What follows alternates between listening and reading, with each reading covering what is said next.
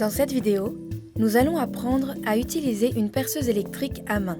Une perceuse est une machine servant à percer des trous d'un diamètre précis dans différents matériaux, comme le bois, le placoplâtre, le béton ou la faïence.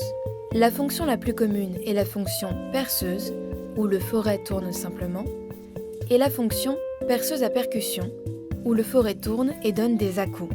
Cette fonction est utilisée pour perforer des matériaux durs, comme la pierre ou le béton.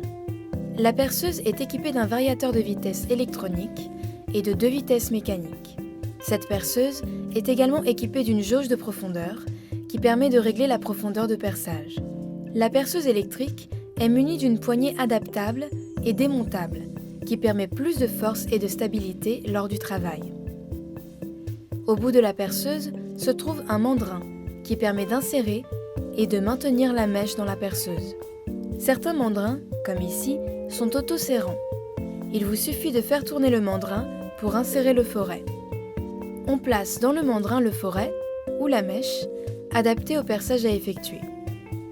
Attention à bien positionner le foret au centre du mandrin. En général, on distingue 3 types de mèches. Le foret à bois se termine par une pointe et possède des lèvres acérées. Le foret à métal se termine par une petite pointe plus conique. Et le foret à pierre a un bout presque arrondi. Les mèches se distinguent aussi par leur diamètre, indiqué généralement sur la mèche elle-même. Nous allons commencer par percer du bois. Avant de manipuler la perceuse, munissez-vous de gants, de lunettes de protection et d'un casque anti-bruit. Mettez le foret bois, marquez l'endroit à percer,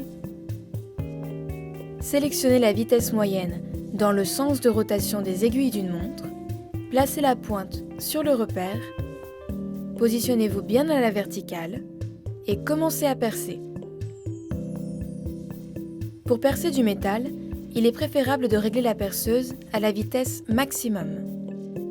Si vous percez de la faïence, posez du scotch transparent sur l'endroit à percer, de façon à éviter les éclats. Procédez progressivement et ne faites pas descendre le foret d'un coup sec. Pour percer du béton, utilisez la fonction perceuse à percussion et à grande vitesse.